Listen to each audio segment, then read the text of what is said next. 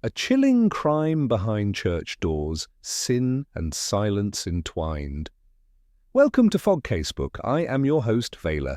Tell me where you're watching from. Your clues guide this investigation. Let's begin.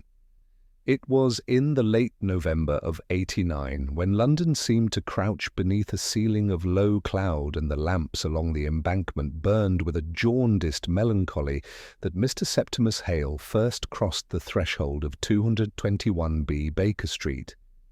He arrived without appointment, and with that unmistakable look I had learned to associate with a soul who has recently seen the pattern of his world torn in two. His eyes were large and liquid in an otherwise narrow face, and the rain had darkened the shoulders of his black ulster so that he appeared to rise from it like a figure half drowned and only now washed ashore. "Holmes," said I, for my friend was bowed over his chemical table. "A visitor." Holmes did not glance up. "You have tracked the wet of Cheapside into our good Mrs. Hudson's hall, sir," he said. "Pray take the chair nearest the fire and remove your gloves. There are ink smuts upon the right one. I should not wish them baked into the leather. Mrs. Hudson, the hearth-brush, if you please."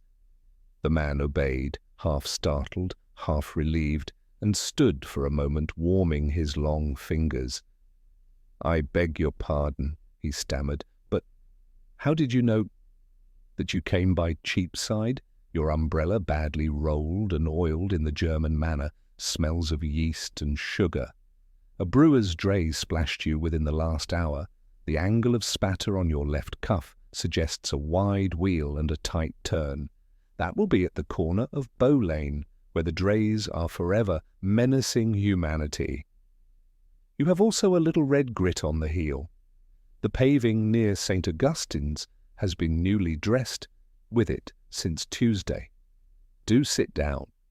"St. Augustine's," cried our visitor, sinking into the chair with a gasp.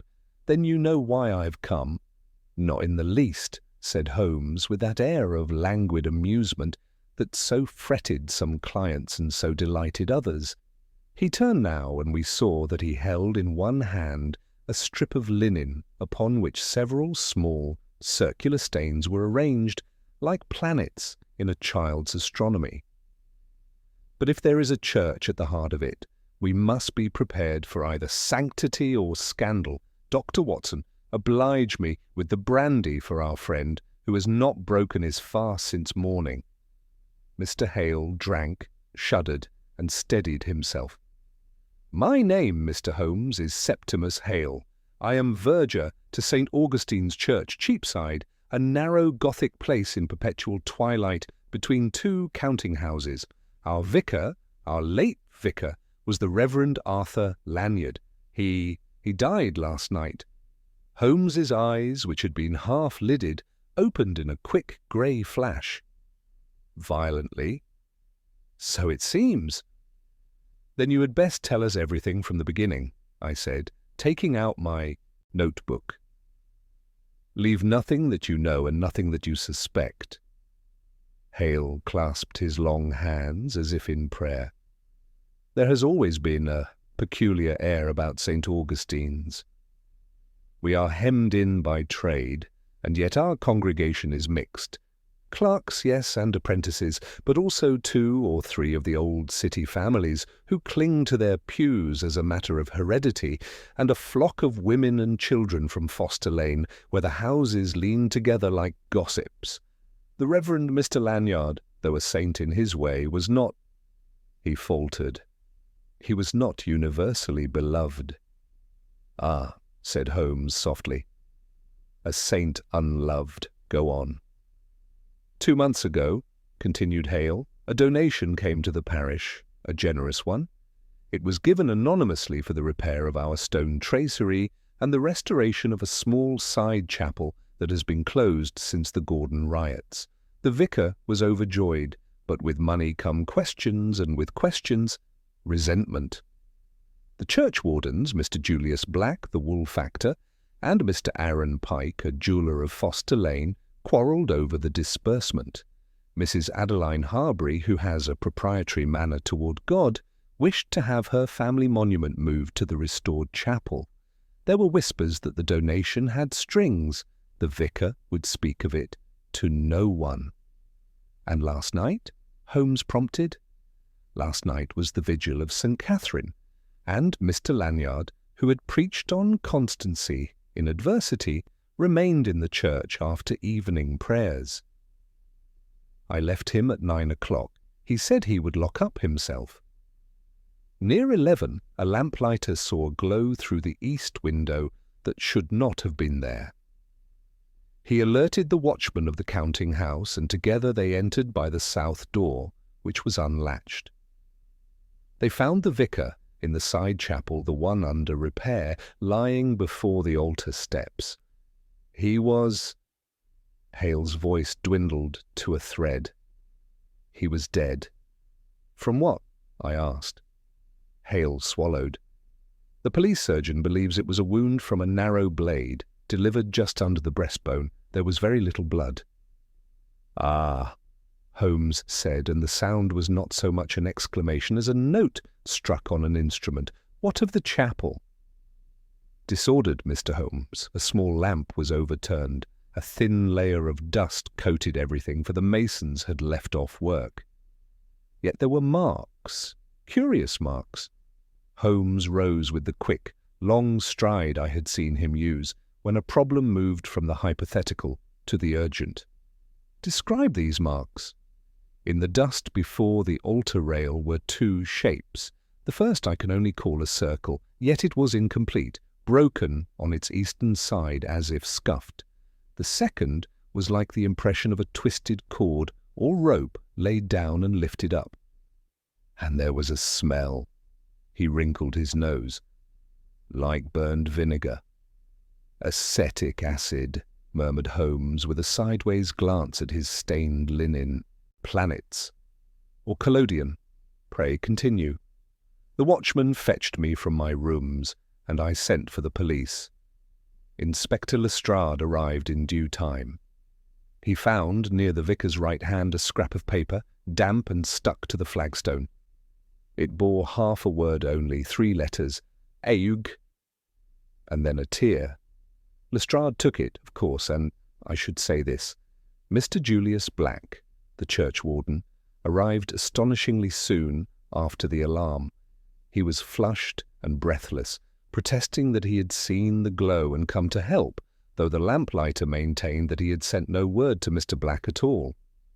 Holmes had turned his back to us and was gazing into the coals, the tips of his fingers pressed together. And Mr. Pike? Mr. Pike came later. He was grim and very quiet. He and Mr. Black exchanged no words. Mr. Pike is a cold man. The vicar once said he polished his conscience along with his diamonds. Holmes smiled a little. And the anonymous donor? We do not know. Is there anyone who could tell us why the vicar would pass his last hours in a dusty, disused chapel? Hale hesitated. Yes, or no, there is Miss Lanyard, the vicar's sister. She keeps house for him in the parish rooms. She is a patient woman with an extraordinary memory for lists and for wrongs. And there is Mrs. Harbury, as I have mentioned, who considers the chapel hers by right, and... He glanced from one to the other of us, as if fearful of ridicule. There is also a beggar whom the children call the King of Smuts. He sleeps in the lee of the transept when he's not driven off. Once, last week, I found the vicar speaking to him in the porch, very earnestly, with a look I could not decipher. Holmes's face had assumed that expression of attenuated attention which I had learned to read like an instrument dial. A knife under the sternum, little blood, an incomplete circle in dust, an impression like a twisted cord, a smell of acetic acid, a paper scrap reading Aug, an unlocked door, a donor without a name, a churchwarden who appears before he is summoned, a jeweller who is as cold as his wares, a grande dame who is proprietary in piety, and a beggar with a royal title. He ticked them off, one by one, on his long fingers. It is a pleasing scale, Watson, and promises harmonies of a rather intricate sort. "You will take the case?" cried Hale. "My dear sir," said Holmes, and his eyes, when they rested on the verger, were at once kind and terrifying in their clarity. "You brought the case to me the moment you stepped in the grit from the newly dressed paving by your church. I shall be at St. Augustine's within the hour. Watson, your coat." Hale rose, a tremor of relief in his shoulders. "There is one thing more," he said, halting at the door.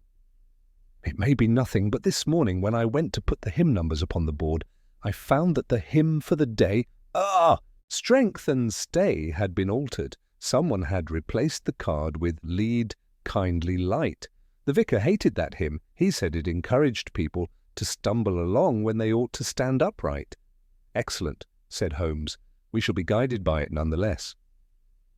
When our client had gone, and Mrs. Hudson's steps had receded down the stairs, Holmes took up his hat with a flourish that spoke of keen enjoyment. "You have your service pistol, Watson?" "Certainly." "Bring it. A church is a splendid place for murder, because men are apt to leave their minds at the door along with their hats. I should like to keep ours about us." "You have a theory?" I asked, as we descended. "I have an instinct," said he, "which is a theory not yet housebroken, but I can tell you this. An unlocked door is as deliberate as a locked one, and a circle left incomplete is as eloquent as any signature. Come, the air at Cheapside will do us good. I long to make the acquaintance of St. Augustine's, and of whoever thought to write Arg, where men kneeled to pray."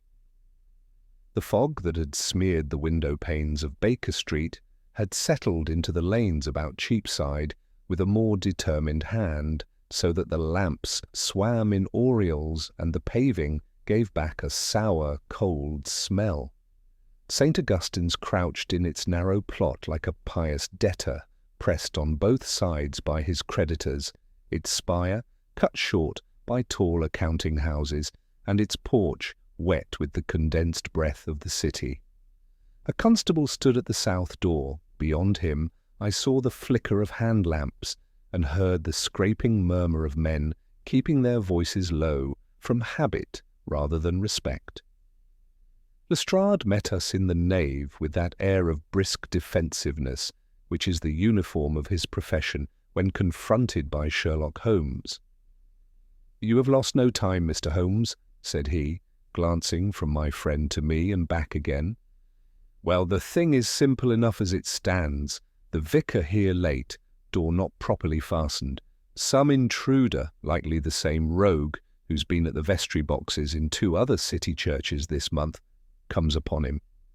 Quarrel, a thrust from a sailor's dirk or a fencing foil, narrow blade, straight in, little a mess. Our man throws over the lamp in his hurry. Out again by the same door.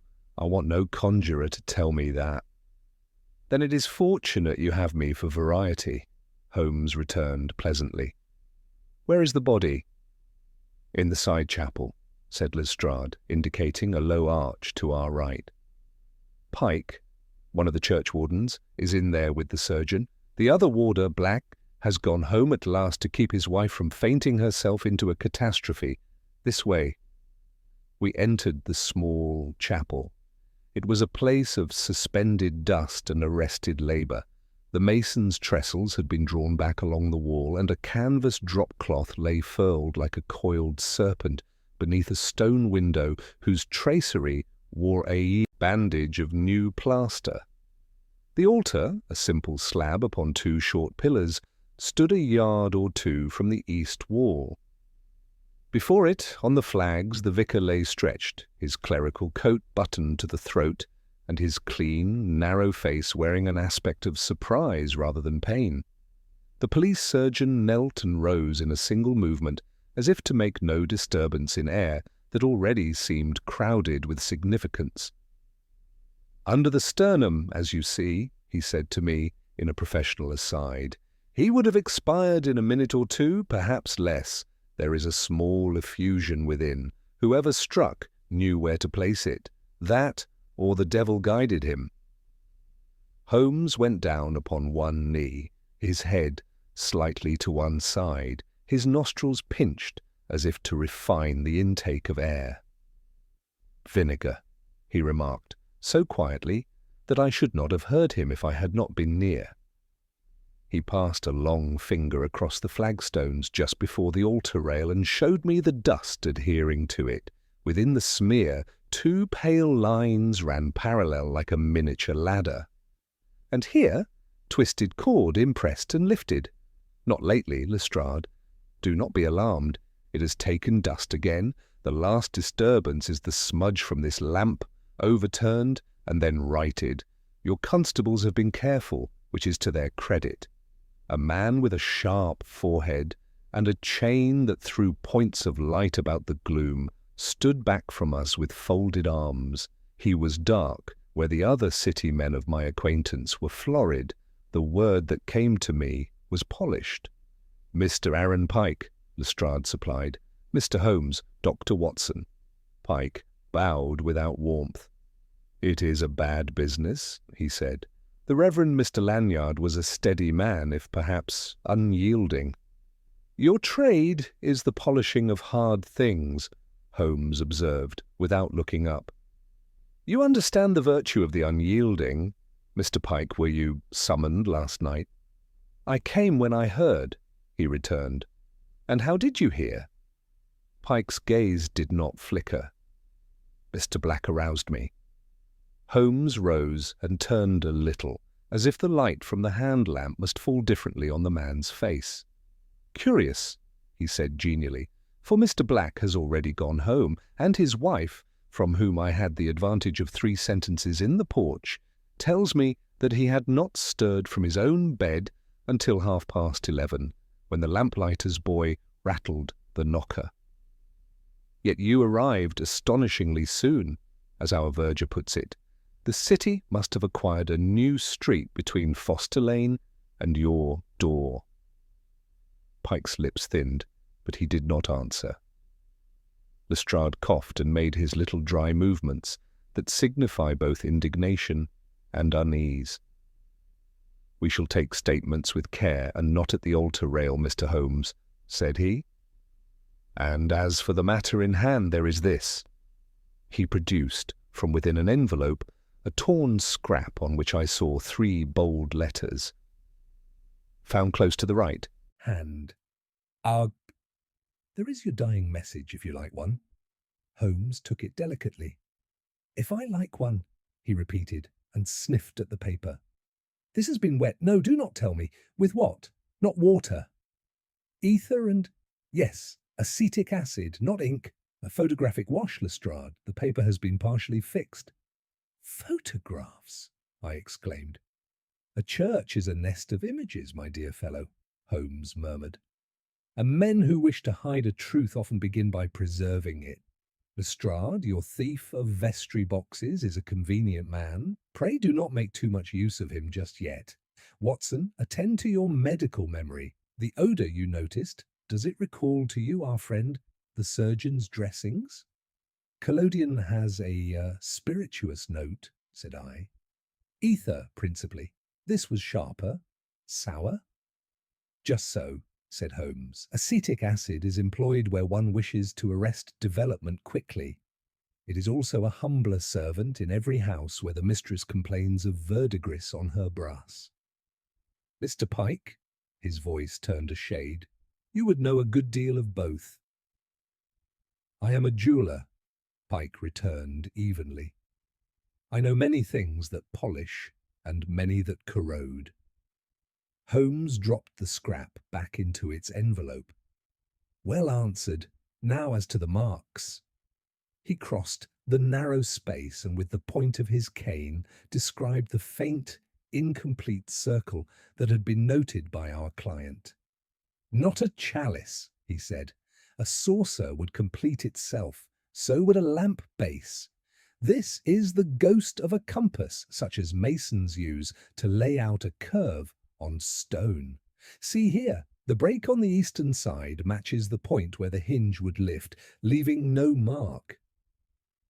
Our friend the mason does not bring his tools into a consecrated chapel, unless he has leave, yet we are told they have not worked here since Tuesday. Who then traced a circle last night? He straightened and drew in a breath as if the air had shifted. And why is there a flake of red grit lodged in this seam of the flagstone? He prized it out with a fingernail and held it up. When the nearest patch of dressed paving lies by the west door and not the south. The south door stands to the alley, Lestrade objected. They track it in on their boots. They would, were the alley not kept cleaner by necessity than the porch, for the counting-house boys are proud of their steps. Holmes pocketed the grit. There is also this. He bent, touched the vicar's right hand, and showed me the faintest shading at the tips. A trace of silver nitrate, Watson. See how the nails are smudged as if from dipping? The Reverend Mr. Lanyard had been handling photographic chemicals shortly before his death. Lestrade made a short, incredulous sound. What should a vicar want with that devil's art? What indeed? Holmes's eyes had taken on that inward look that meant his mind had vaulted a hedge the rest of us had not yet seen. "Mr. Hale," he called, for the verger hovered at the arch, white and penitential. "Does your parish possess a camera?" "No, sir," Hale said.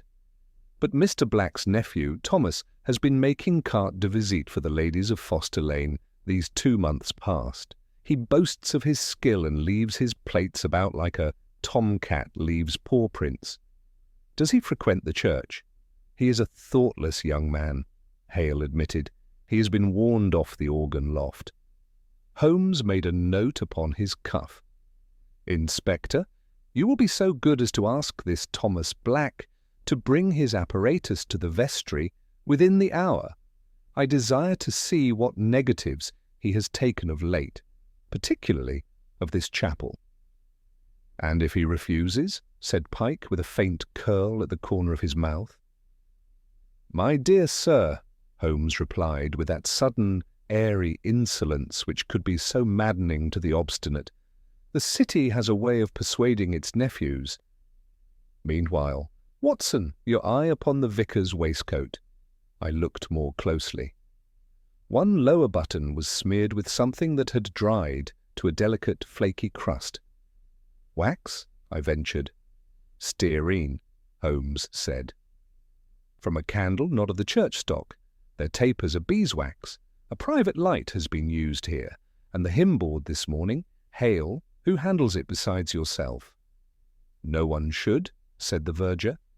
"But Miss Lanyard has a key to every cupboard. She sets the flowers and straightens all that is awry. She might have altered it, though I cannot think why."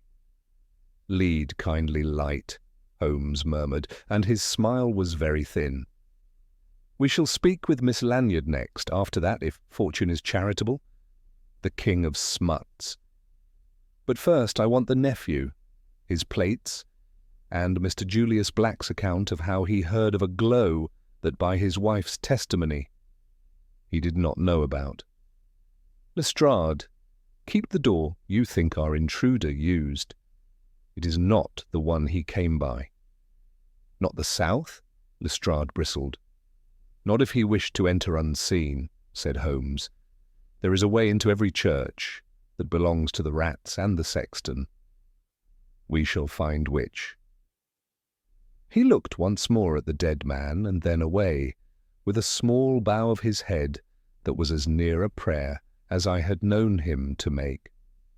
"Come, Watson, the living are speaking in this place more loudly than the dead, and I would not have them grow hoarse before we arrive." The vestry, when we entered it, was as narrow and ordered a chamber as the habits of the Anglican Church could contrive. Oak presses along one wall, the great chest for plate, a rack of surplices with their white folds lending a ghostly company. Lestrade had summoned young Thomas Black, who stood by the table with his cap in his hand, and an expression, compounded equally, of boredom and bravado. He was, at most, 20, with the restless eyes of a lad who half believes the world owes him admiration. A wooden box with brass fittings, his photographic apparatus, sat upon the bench beside him, and a neat stack of glass plates wrapped in tissue lay near it. Holmes greeted him as though he were an honoured guest. "So you are the artist of Foster Lane. Do you make likenesses of the parishioners between prayers, or confine yourself to the ladies of Cheapside?" Thomas flushed. Whether with pride or shame it was hard to judge. "I take portraits, sir, and views. London will want remembering when it's gone." "Gone? It has not yet confessed to dying," Holmes returned with a smile that cut as it charmed. He lifted one of the wrapped plates with the delicacy of a man handling rare china. "You develop these yourself?" "Yes, at home. My uncle thinks it a foolish hobby, but the ladies do not." He allowed himself a grin. "They pay?" "Indeed." Holmes slipped the tissue back and examined the negative against the lamplight. "This one is of a doorway. The porch of St. Augustine's, unless my memory betrays me, and this, the chapel. Well, well." He turned to Lestrade. "Inspector, you see what I see. The altarpiece here, covered with dust in reality, is in this plate half shrouded, as if by gauze, and here, look closely, the circle in the dust is as clear as a drawn coin. Our young friend has given us the chapel precisely as it lay before the vicar died." Lestrade peered with all the mistrust of a man ill at ease with science. "A blur and a smudge, if you ask me." "A blur that repeats the same arc we have traced in the dust itself," Holmes insisted. "And this," he reached for another plate, "shows us Mr. Julius Black, does it not, standing by the pulpit? You captured him unawares, Thomas?" The boy looked uneasy. "He was angry, said I'd no right, but he did not forbid me. He never dares forbid me anything." Holmes's eyes sharpened. "A useful admission. Tell me, Thomas, have you taken any likeness of the vicar?" The boy hesitated. "Once. He would not sit for me, but I caught him passing from the vestry. He tore the print when I showed him, said I was meddling with vanities." Holmes laid the plates carefully aside. "And last night? Were you near the church?" Thomas lifted his chin. "No, I was with friends in Holborn." Holmes glanced at Lestrade, who made a note. Then, with sudden briskness, he said, "Good, that will serve. Leave the plates here, Thomas. We may require more of your artistry later. Go now, and do not destroy a single negative." When the lad had gone, Lestrade muttered, "Idle scamp. I dare say he'd sell a photograph of his own grandmother's grave." Holmes's smile vanished. "Or of something less innocent. The vicar's fingers bore nitrate. He had handled one of these plates. Why? Was he developing a likeness? Or obliterating one?" He paused, tapping his long fingers together. "Watson, you observed the hymn board was altered. That hymn speaks of light. Light guides photography. A coincidence? Hardly." We were interrupted by the soft rustle of skirts. Miss Lanyard, the vicar's sister, had been sent for. She was a tall, spare woman with an austere expression, her hands reddened from much scrubbing. She looked at us with a level gaze that carried neither grief nor warmth. "You are here to find my brother's murderer," she said. "Then waste no time." Holmes bowed. "Madam, we shall do our utmost. Did your brother occupy himself with photography?" She shook her head sharply. "Never. He abhorred such frivolities. Though," she added after a pause, "he did speak lately of unmasking deceit. He was troubled. He said the Lord's house had been made a stage for shadows." "Did he name the deceiver?" "No. He said he must prove it before he accused. He prayed long and often in that side chapel, though it was damp and unwholesome. I warned him, but he said truth must be unearthed where it hid. Holmes regarded her intently. "You altered the hymn board this morning?" "I did," she admitted without hesitation. "He left instructions yesterday afternoon. I thought it odd, for he disliked that hymn, but I obeyed. I always obeyed him." Holmes inclined his head. "You have been frank, Miss Lanyard. One more question. Did your brother ever receive visits from the beggar they call the King of Smuts?" Her lips pressed thin. "Too often. He would feed him, clothe him. I called it folly. The man is half mad, muttering of crowns and chains. Yet my brother said he pitied him as one fallen from grace." Holmes exchanged a glance with me that I could not decipher, then dismissed her gently. When she had gone, he stood very still, his gaze turned inward. At last he spoke in a low tone. "There is a photograph missing, Watson, one that was worth a man's life, a likeness that should not exist, or one that once seen cannot be forgotten." "Do you mean?" "I mean that the Reverend Mr. Lanyard may have discovered his anonymous benefactor's face captured upon a plate, or some act performed within these walls. He sought to fix it, to preserve evidence. He died for it." Holmes's hands flexed. "And there is one man who came running before any messenger, Julius Black. We must hear him account for his haste." At that moment, a constable entered. "Mr. Black is without, sir. He insists on seeing the vestry." Holmes's face lit with the keenness of the chase. "Admit him. And Watson, your pen ready. The next words may weigh as heavily as any blade." Julius Black came in with the air of a man who regards doors as accidents interrupting his natural progress. He was stout, clean-shaven, and of that florid temper which proclaims itself in a neckcloth drawn too tight and a watch chain too heavy. His glance swept the vestry and fixed upon the chest, as if property drew his eye by instinct. Seeing Holmes, he drew himself up and assumed a lugubrious gravity. "A sad day, gentlemen," he pronounced, "a grievous loss to the parish. If there is anything the churchwardens can do." "You have begun already," Holmes said pleasantly. "You have done a good deal, more than one could expect in the time." Black's eyes flickered. "How so?" "You contrived to get here last night almost before the lamplighter had done shouting," Holmes returned. "You knew which door stood unlatched, and you found your way unerringly to the chapel. No easy feat in this fog and gloom." "The south door was swinging," Black retorted. "Any man could see it." "Indeed," Holmes answered, "especially any man who had left it so." Lestrade's pencil stuttered over his notebook. Black's colour deepened. "Are you accusing me, sir?" "I never accuse," Holmes murmured. "I observe. For example, I observe stearine upon your right cuff. Be so good as not to brush it off. It matches the smear upon the vicar's waistcoat button and a pricking on your thumb, such as glass gives to a hasty handler.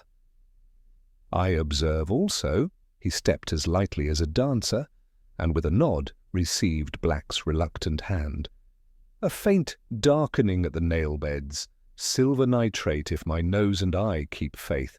One could pick it up decanting a photographic bath or meddling with plates." "I have no truck with such monkey tricks," Black blustered. "The very notion." "And yet," Holmes went on as smoothly as water running downhill, "your nephew Thomas leaves his apparatus about. A fond uncle might confiscate a plate or two, especially if they showed what ought not to be shown." Black's jaw set. For a moment I believed he would break into oaths. Then he laughed, a large, clumsy sound that made the little chamber seem smaller. "The boy is an idle puppy. If he has offended the sanctity of the church with his toys, I'll thrash him and pay for new candles.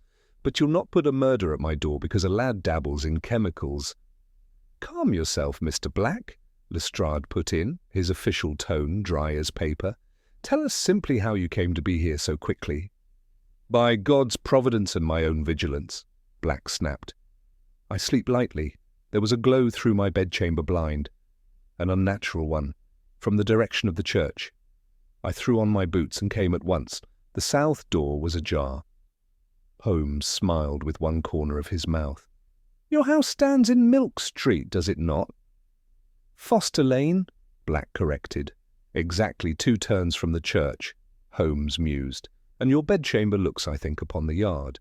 Your wife sleeps sound. She told my friend as much. A glow through your blind at 25 minutes to 11, the fog lying as thick as fleece between these walls.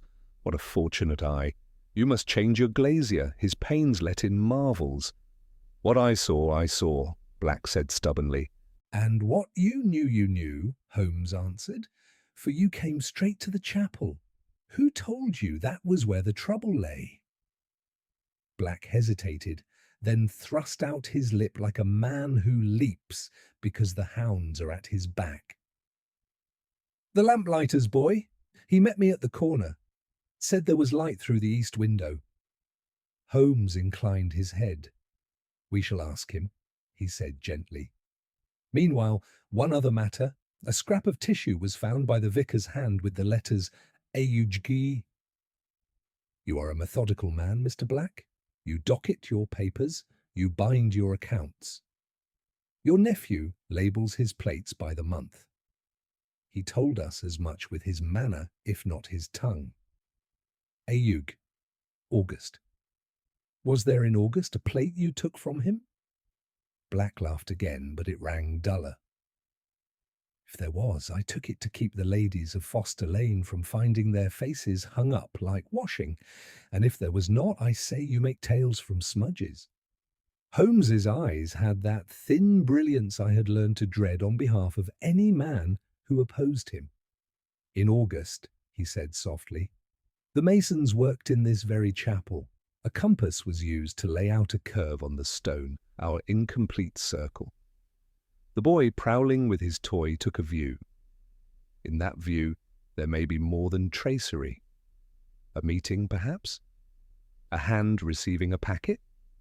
A lady where a lady should not be? A gentleman where his wife would not have him? A benefactor whose face does not care to be known? A verger could not compel, but a churchwarden might, especially one who never dares forbid a nephew anything." He let the suggestion hang like a noose in still air. "Where is that August plate, Mr. Black?" The man's heavy face fought itself. Habit argued with fear. "Destroyed," he said at last. "Weeks ago I broke it." "With these hands?" Holmes's glance flickered to the pricked thumb.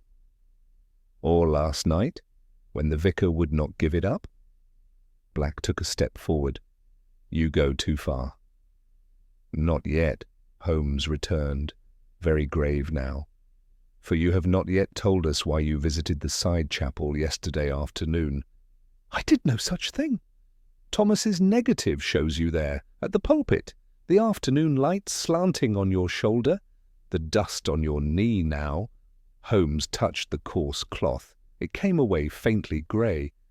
"Is the dust of that same floor. Mr. Black, I strongly advise that you remember what you have forgotten." Lestrade, who had been holding himself in like a terrier, straining at a leash, broke in. "We'll have you at the station for a proper statement." "On what charge?" Black demanded. "On the charge of contradicting yourself," Holmes said lightly. "The law frowns on perjury. The police frown on being made fools. Sit down." To my surprise, Julius Black sat. There are voices that master a room as a lash masters a horse, and Holmes's could be one when he chose. The churchwarden swallowed and dabbed his lip with a large handkerchief. "I went in," he muttered at last, sullenly. "I went to see that the masons had not shifted the Harbury monument without leave. Mrs. Harbury is a great lady, and I have troubles enough without her. I took a candle because the place is dark." "Your own candle," Holmes observed. "Stearine." "What is that to you?" "It tells me you came prepared. And when you came at night you brought more than a candle. You brought a purpose." Black's eyes shot a baleful glance. "I came because the church is mine to keep." "Yours to keep," Holmes repeated as if tasting the phrase. "And the anonymous donation? Was that yours to keep also? Or to disperse as you fancy?" Black leant back, folded his arms and stared at the ceiling. "I know nothing of donors. Money came. The vicar kept his counsel." "Kept it from you?" Holmes asked softly. That would bite. Before Black could answer, there was a shuffling at the door, and a smell, not of vinegar this time, but of damp wool and soot. The constable half-turned, uncertain. A figure inserted itself with the peculiar assurance of the destitute who have learned that to drift is sometimes to pass unseen. He was a narrow man, his beard clotted with city grime like moss, his eyes bright as a bird's beneath a tangle of hair. He held his cap in both hands as if it were a relic. "The King of Smuts," Hale whispered behind us. The newcomer bobbed his head, addressing no one and everyone. "Light," he said, in a voice like the creak of a hinge. "Lead, kindly." He smiled as though at a private joke and produced, from some fold of his coat, a small square of cardboard wrapped in greasy tissue. "For the parson," he announced softly. "He promised me a crown for it, he did, but his crown was took away, so I brings it to the other crown." His eyes lit on Black's heavy chain and then flicked to Holmes's face with sudden cunning. "Best crown sit quiet." Holmes stepped forward as if crossing the last inches of a collapsing bridge. He received the package, and I saw that his long fingers trembled. He did not unwrap it at once. He only looked up at the soot-blackened supplicant. "When did you take this?" he asked, very gently. "Last night," the man said, with the careful pride of a child recalling a lesson. "When the lamp went over and the vinegar bit my nose, I was in the hole with the rats, as is befitting. The door for vermin, sir. The gentleman come by one door and went by another, but I knows them all." Holmes's eyes kindled. "You shall show me your holes," he said, "and I shall show you a crown of a different kind." He turned to Lestrade, his voice low and urgent. "Keep Mr. Black and Mr. Pike where you can see their eyes. Watson, with me. The city has given us our witness, and he brings not a dying message, but the living truth." The bundle the beggar had pressed into Holmes's hand seemed scarcely worth the reverence with which my friend received it. It was nothing more than a small square of cardboard, clumsily wrapped in tissue soiled with soot. Yet Holmes held it as one might hold a casket containing a monarch's seal. He unwrapped it with careful fingers, and there was revealed a photograph, ill-developed, blotched in the corners, yet with a central image that leapt into life despite the imperfections. It was the interior of the side chapel, unmistakable in its narrow gloom. The altar rail stood clear, and beside it, half-turned from the lens, a figure in clerical coat with the long, ascetic features of the Reverend Lanyard. But opposite him, leaning close, was another form, shorter, broader, with a chain gleaming across the breast. The face, though blurred by movement, bore all the unmistakable outlines of Julius Black. There was a stir in the vestry. Black himself half rose from his chair, his colour drained beneath the florid flesh. Lestrade gave a sharp whistle, and Pike's narrow eyes, which had hitherto watched everything with a jeweller's cold detachment, now kindled with sudden satisfaction, as though an old suspicion had found proof. Holmes, however, raised a hand and quelled the rising voices. "One moment, gentlemen," said he. "We must not mistake shadow for substance. This plate shows that the vicar met someone in secrecy at night in the chapel. The figure is Mr. Black, or his likeness, yet the Reverend Lanyard died not in August, but in November. Why then was the plate hidden?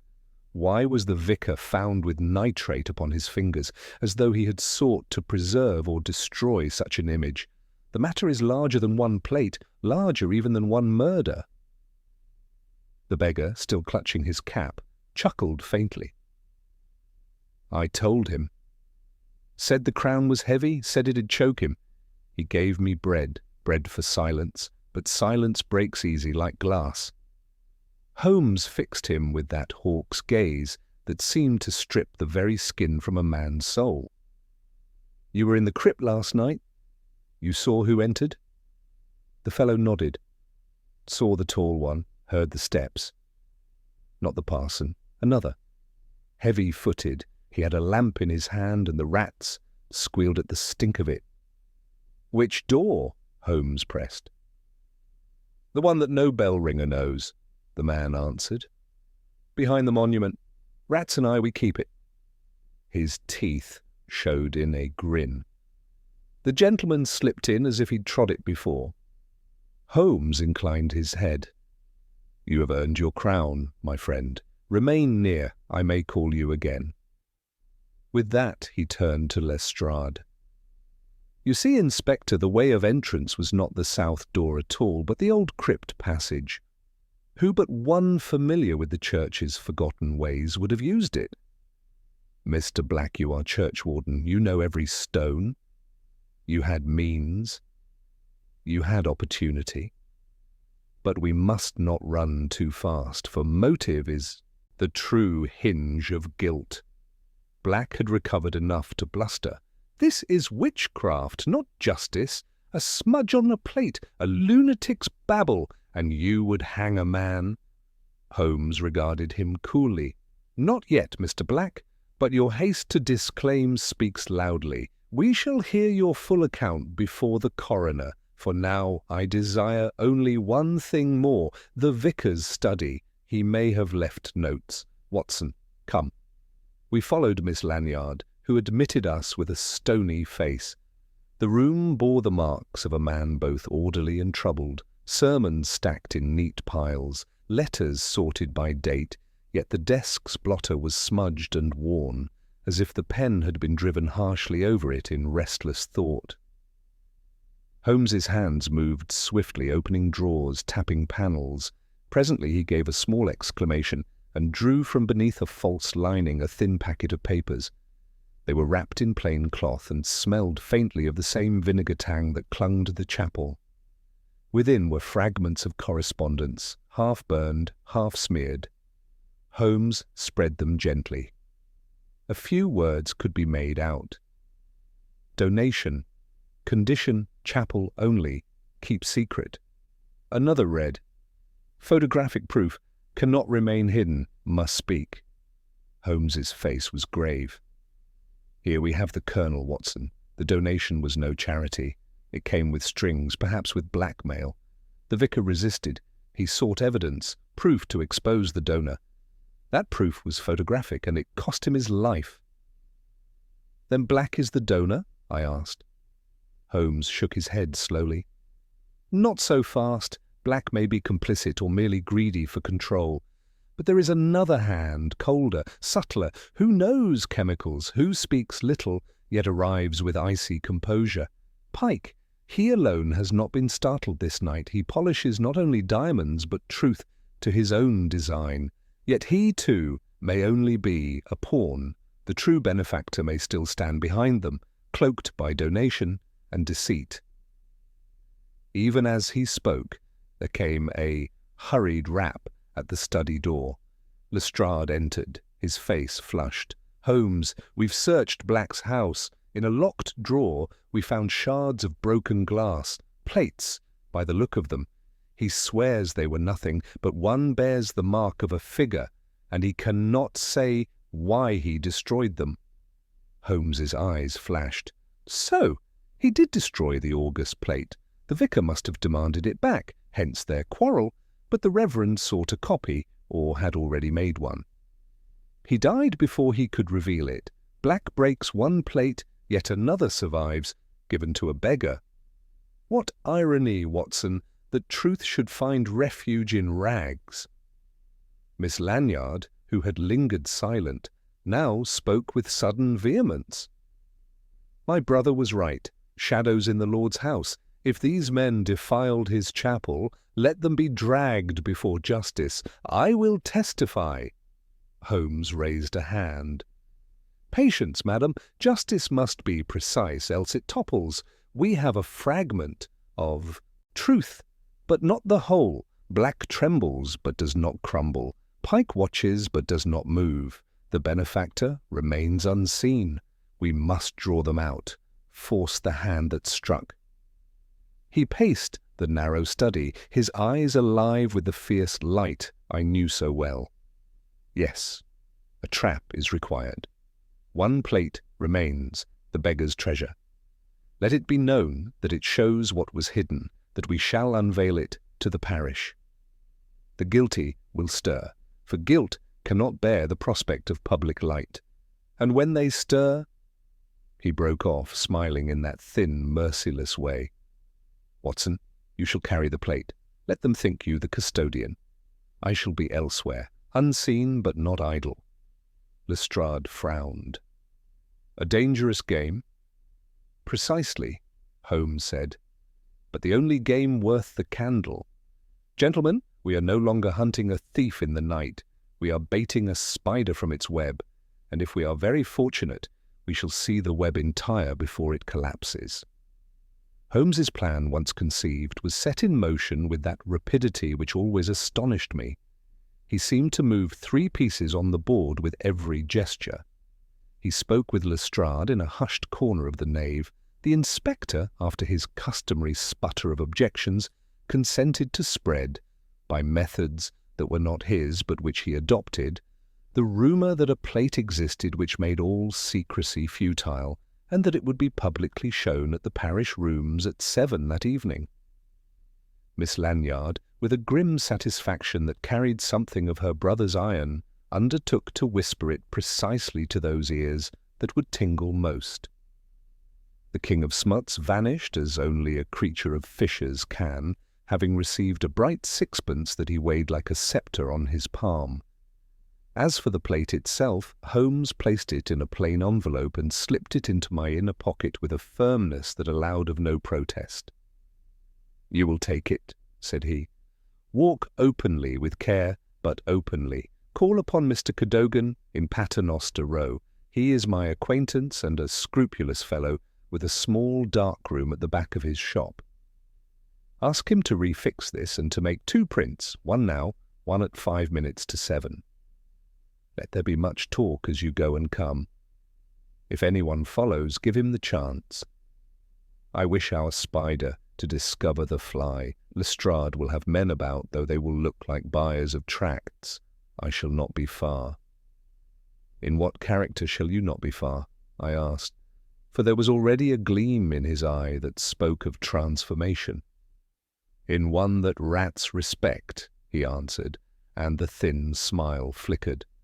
"Now go, my dear fellow, and remember that if anyone speaks to your pocket, you are deaf." I set out through the fog, which had thinned to a grey breath rather than a curtain, carrying my dangerous trust beneath my coat. Never did the narrow street seem so populous with watchers. A clerk leaned from an upper window to cough his lungs upon the lane. Costermonger bald apples whose skins shone like varnish. A pair of boys practised boxing with an attention which shifted to me and my course the moment I passed. Twice I heard, behind me, the unambiguous cadence of a single follower's tread, pausing when I paused, advancing when I advanced. At the corner of Foster Lane, a gentleman stepped inadvertently into my path, and with great apology brushed my sleeve.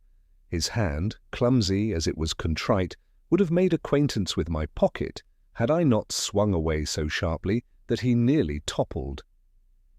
He recovered himself with a sickly smile and went on. Mr. Cadogan received me in his stooping, blinkered way, peering from beneath green shades which made his lank hair resemble seaweed. His shop smelt of paste and dust. When I produced the plate, he grew as alert as a ferret and whisked me behind a calico curtain into the sanctum where the trays lay like black pools, and the red lamp burned its perpetual sunset. "Eh, a tricky business," he muttered, holding the plate with tongs and bathing it delicately. "Whoever worked this began in haste and finished with vinegar. We shall coax what we can. Stand clear, sir. Yes, there it comes. A parson, is it? And, oh," he stopped, his breath catching. He looked at me over the plate as though I had grown two heads. "You wish this shown, Dr. Watson?" "At 7, I said. "And no word till then." "I am stone," returned he, and bent to his alchemy. When I left him after the first print had been made and concealed, by Cadogan's advice, within the lining of my hat, I found the street more alert than ever. Aaron Pike stood with his gloved hands behind his back at the mouth of Paternoster Row, as if considering which jeweller's window deserved his disdain. He inclined his head to me with chilly civility. "I am told," said he, "that the parish contemplates an exhibition of images. This seems to me unwise. The dead are owed delicacy. The living are owed truth," I returned. "You have nothing to fear from light, Mr. Pike?" "Nothing at all," he said, "but you perhaps have much. Be careful with what you carry." "Your interest does you credit," I answered, and went on. He did not follow me, but he watched until the fog took me. I had not gone 30 paces before Julius Black shouldered from a doorway like a ship leaving dock. His face had the immobile avidity of a hound, which aims to appear indifferent, and cannot. "Doctor," he rumbled, falling in with my stride. "A word?" "You may have 3, said I, "but none about my pocket." He scowled. "You have been ill-advised. That plate, if it exists, will bring scandal and ruin where there has been only zeal. The vicar is dead. Let the matter be buried with him. I will buy your prudence handsomely." "The parish is not for sale," I replied, "and my prudence is Holmes's to command." He uttered a sound between a snarl and a laugh. "Holmes! He meddles in what he does not understand. Truth breaks more churches than lies mend. Take care of your bones, doctor. There are steps in St. Augustine's that a man may miss in the dark." I had never much admired the fellow. I liked him less then. "You were kind to warn me," I said, and left him with his charity. Twice more between Cadogan's and the church I felt the net draw tight. Once, when a ragged girl plucked at me with the piteous whimper that earns coppers, her confederate's fingers pricking at the seams of my coat. Once, when a porter's barrow swung a fraction too close and invited a stumble that would have spilt me to the stones. But Lestrade's tract buyers were not asleep. I saw with a private relief the quick, absent-minded hand with which an elderly gentleman guided the barrow harmlessly past, and the way a shabby curate appeared, seemingly from nowhere, to lecture the ragged girl into retreat. It was not yet 4 when I returned to St. Augustine's. The nave held that hush which is not silence but a listening of stones. I went at once to the vestry, where Lestrade had arranged a sober little court with 2 constables, and Miss Lanyard sitting in stiff vigil like an inexorable fate.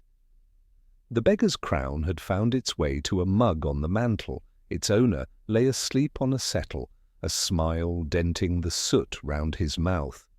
Of Holmes there was no sign. "Where is he?" I asked Lestrade under my breath.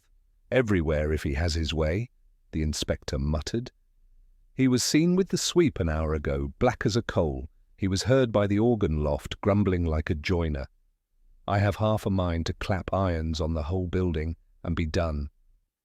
"Resist the temptation," I said. "We must hold the line till 7.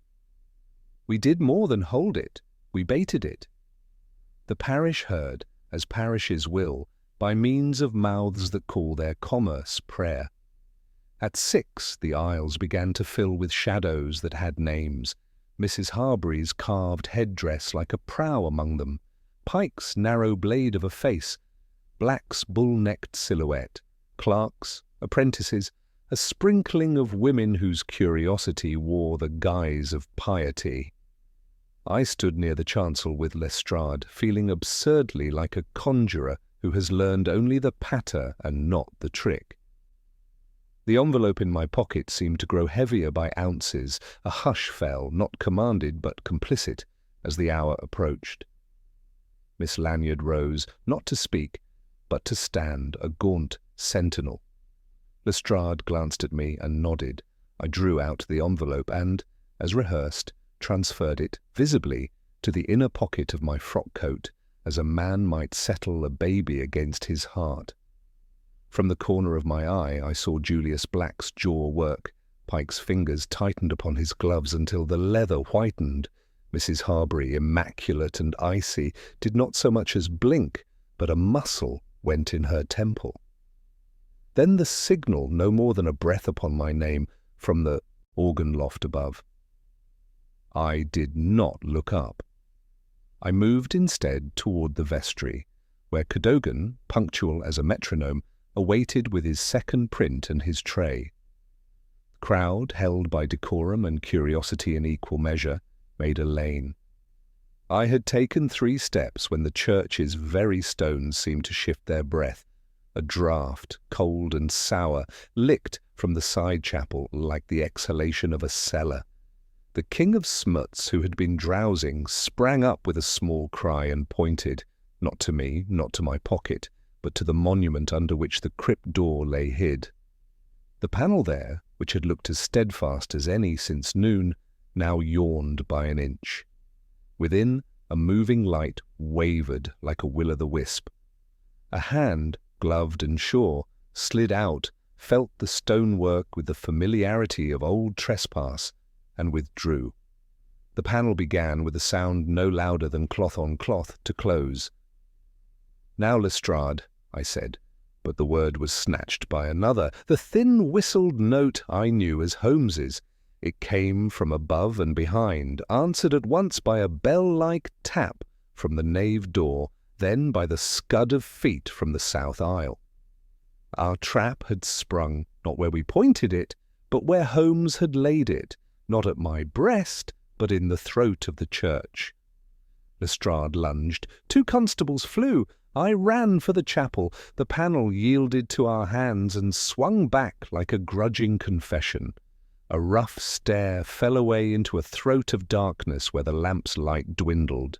Something, cloth, cord, the breath of a man, had brushed the dust on the lowest step and left upon it, very clear in the aided gloom, the snaked impression we had seen by the altar, a twisted line set down and lifted, a rope then, or a cable, and below, the sound of a foot that did not hurry so much as calculate. Holmes's voice came, disembodied, with the calm of a surgeon beginning an operation. "Gently, Lestrade. Our bird is clever and will fly to a place of his choosing. We must choose for him. Watson, your light. King, show me your holes." The beggar grinned and slipped ahead of us like a shadow returning to its source. We followed, and the church closed above like a lid. The stair was narrow and older than any prayer that had lately been said above it. The stones had that greasy polish which is wrought not by hands but by centuries of damp. Our guide went before us with the confidence of a creature that has made a pact with darkness. His shoulders knew when to bow, his feet when to slide, his fingers when to test the wall for the seam of a hidden turn. Twice the passage forked, and twice he chose unerringly. Once he paused to lift a loose flag, and drew from beneath it a length of tarred cord, which he coiled and slung over his neck with the proprietary air of a sailor reclaiming his line.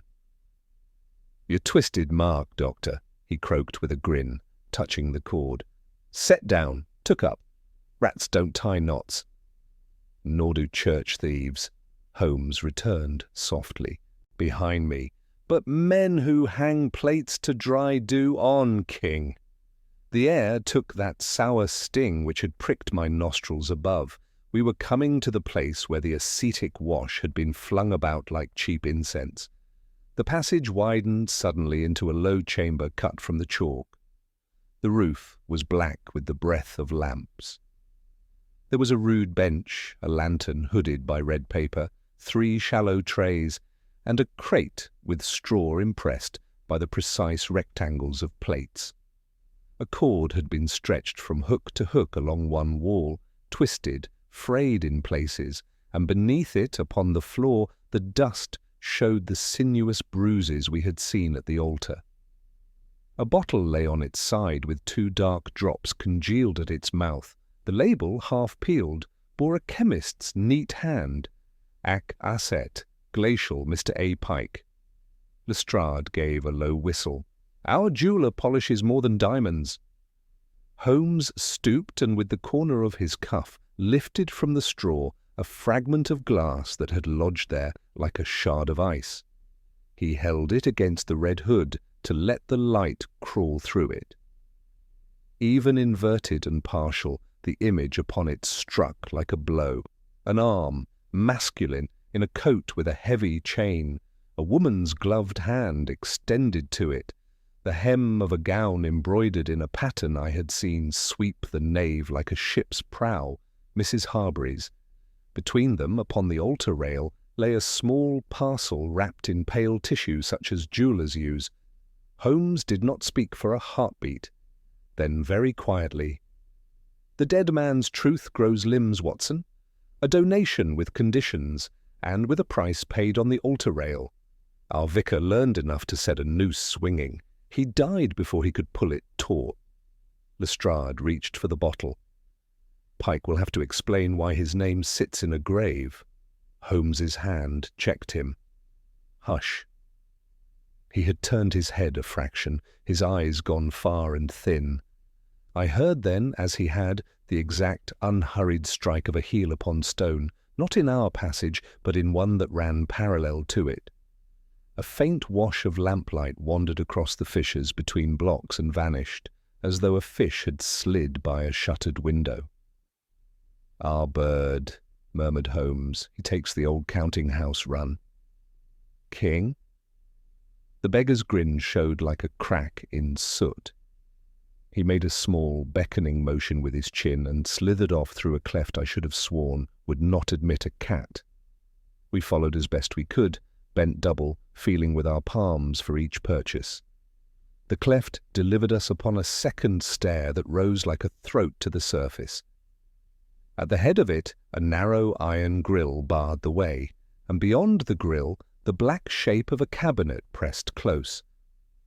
Holmes put his mouth to the rust and breathed upon it as a man breathes upon glass to write a word. The faint moisture showed the pattern of a keyhole. "Back of a safe," he whispered.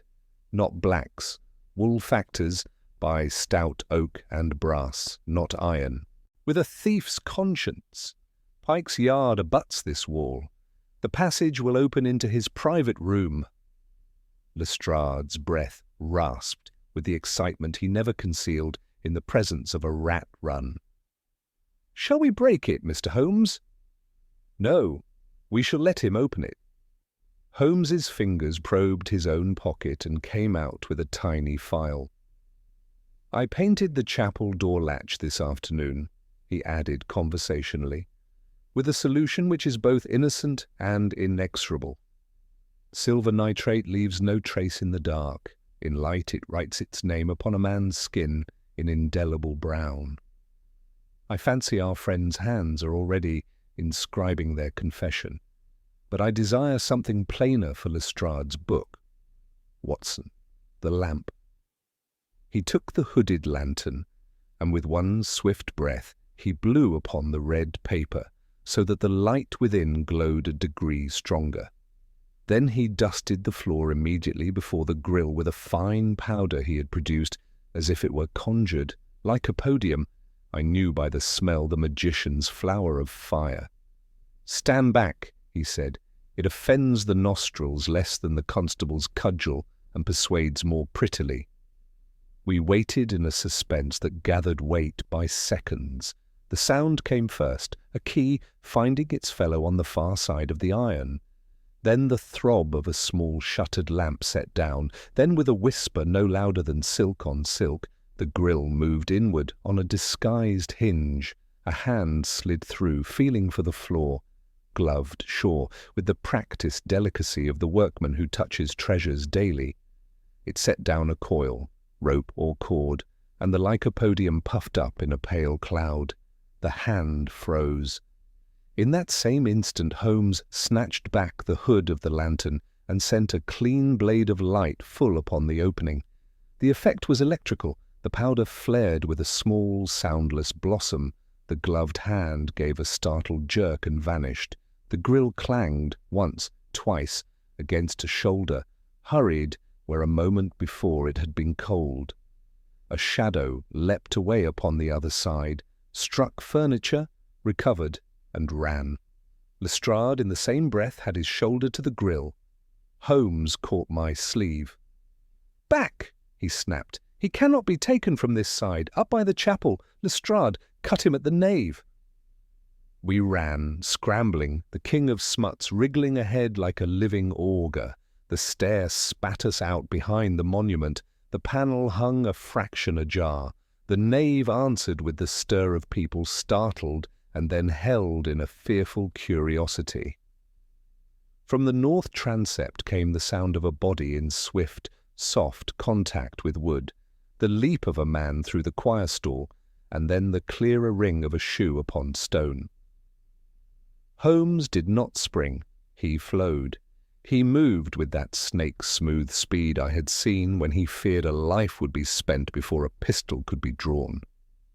He went not toward the sound, but 3 paces to the left of it, and there he reached and closed his hand upon air that became a wrist. The cry that followed was not loud, but it had in it a wealth of thwarted intention.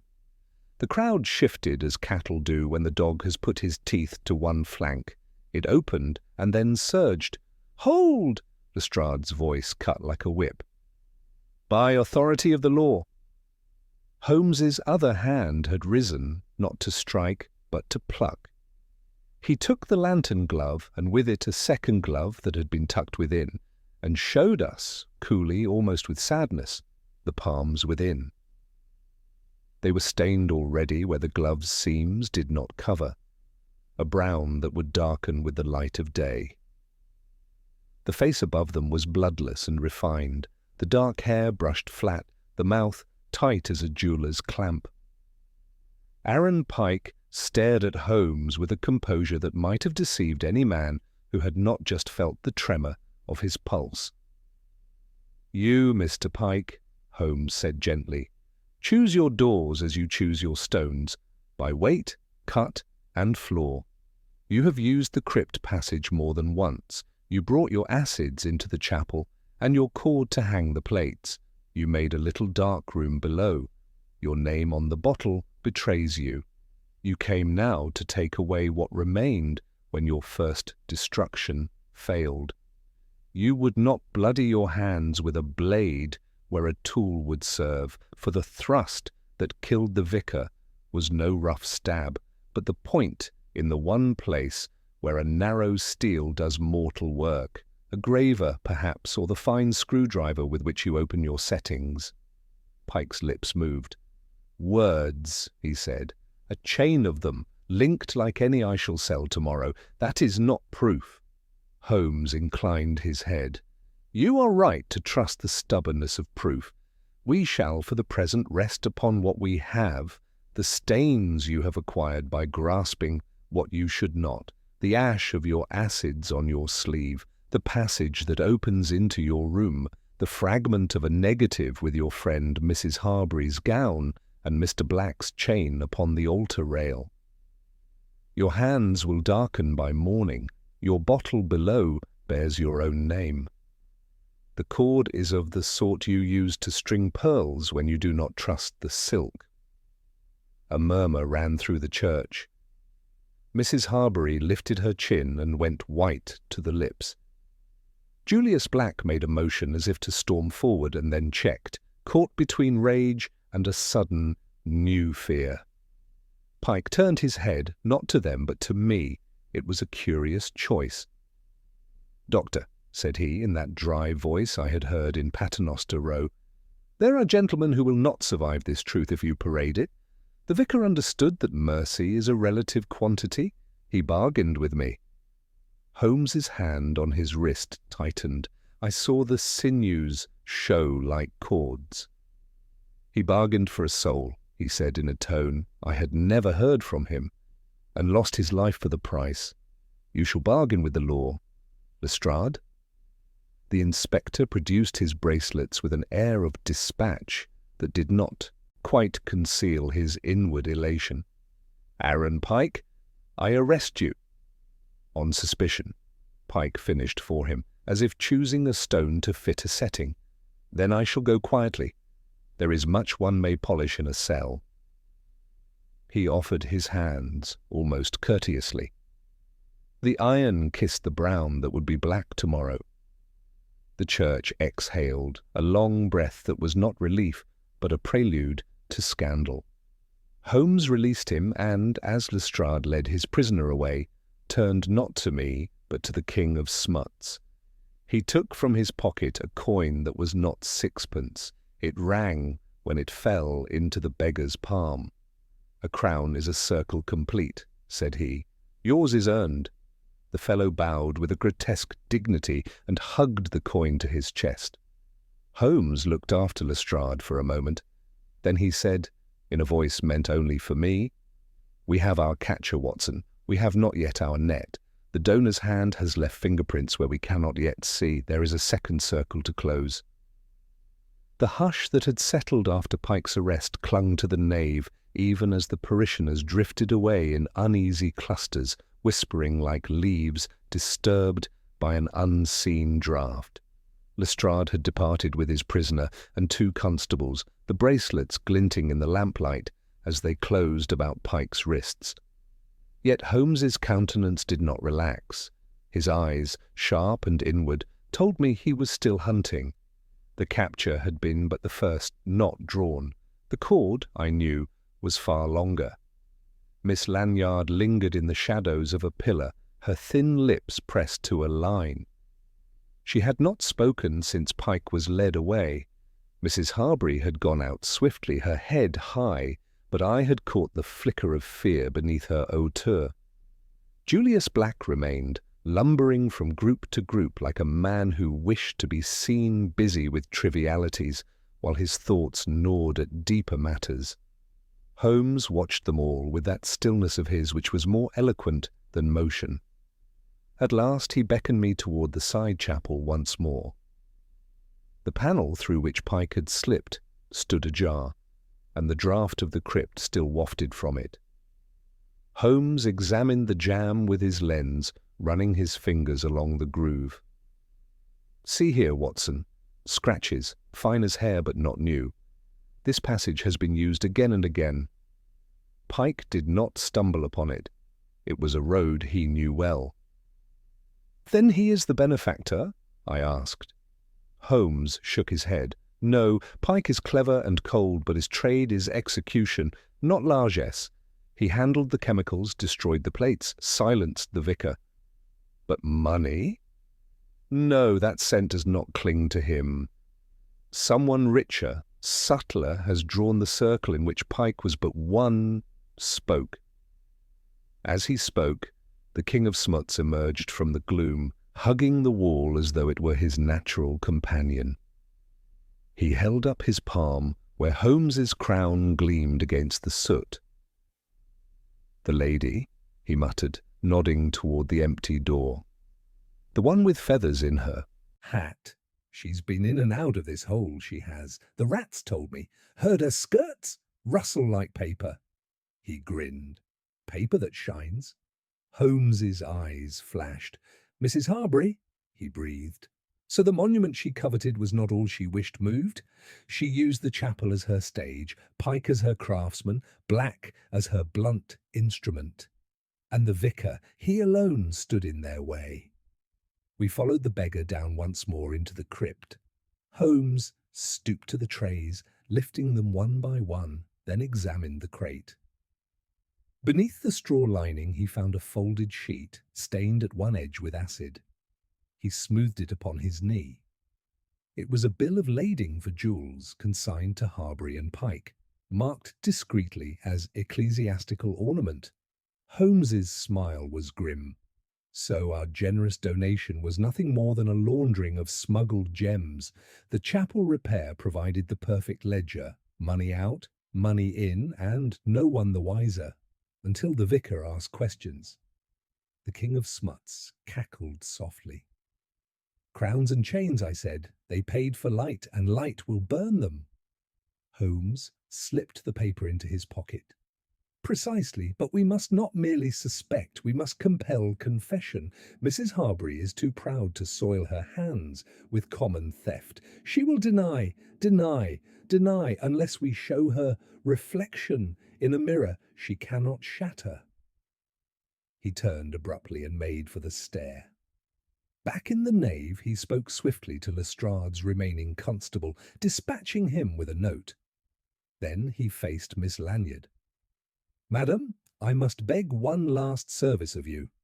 At dawn, have the hymn board set with 'Lead, kindly light' once more, and spread the word that tonight, in this chapel, the missing plate will be shown." Her eyes gleamed, austere and resolute. "My brother's enemies shall look upon their sin. I will do it." Holmes inclined his head. "Good.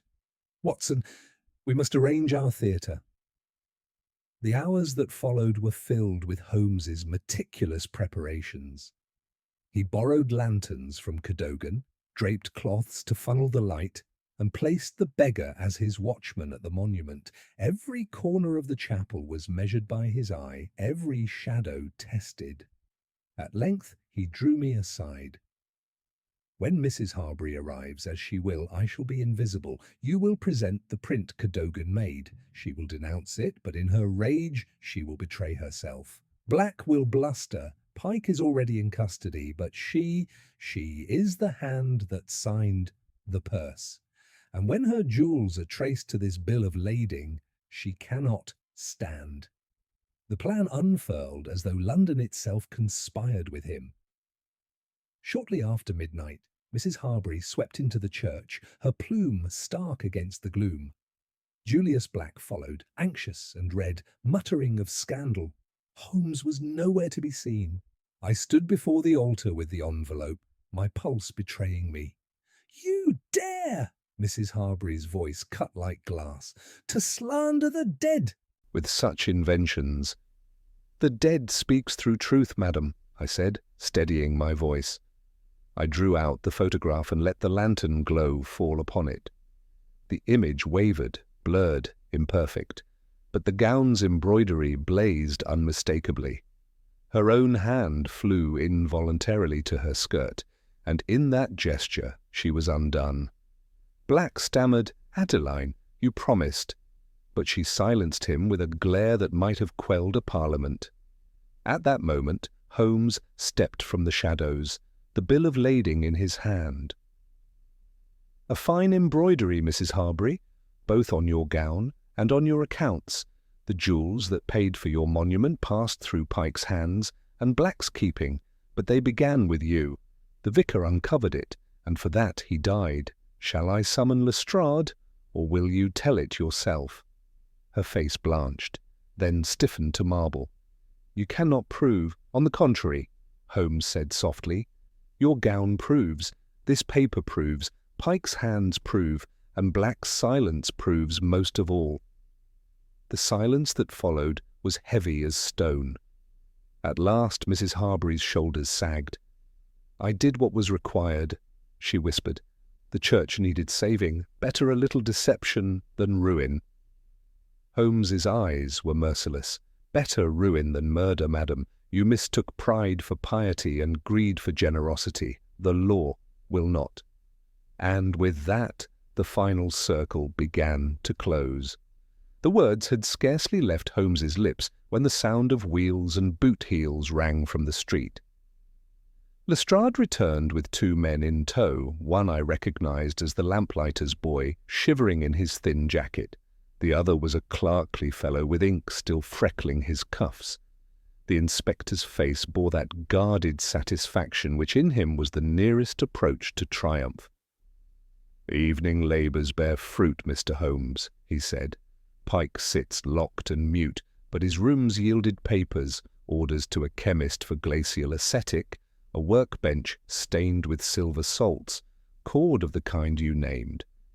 "And this gentleman," he nudged the clerk, "comes from Messrs. Bradwell and Rooke, shippers. He speaks of parcels for ecclesiastical ornament consigned to Harbury and Pike. The bill of lading you found, if you please." Holmes handed it over without comment. The clerk bowed. "Our ledgers agree, sir.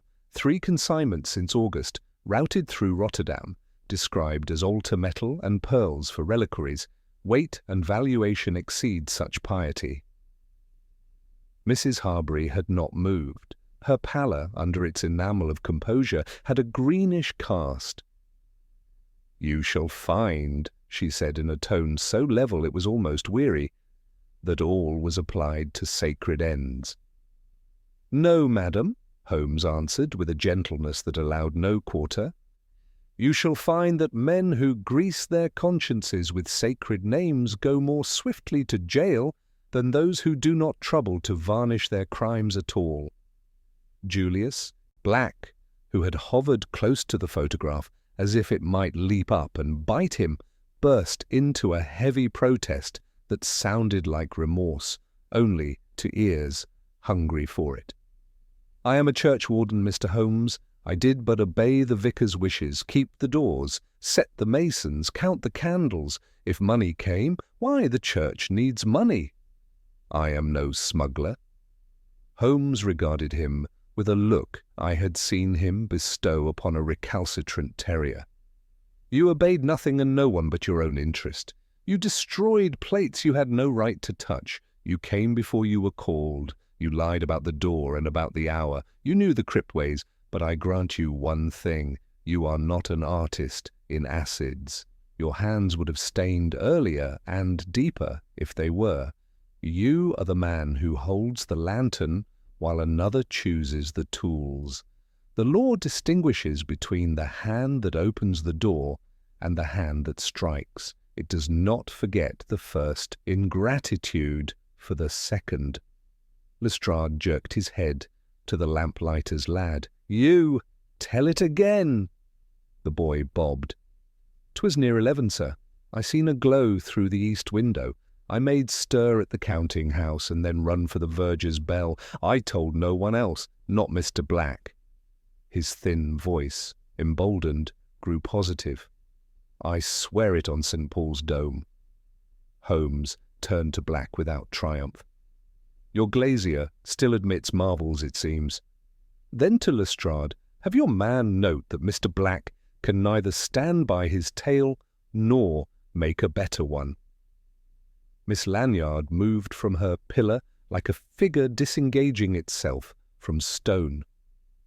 "My brother," she said, and her voice trembled for the first time, "wrote the letters Aug and died. What did he mean, Mr. Holmes? August, the month, St. Augustine, the church. I have repeated those 3 letters till they ring in my skull."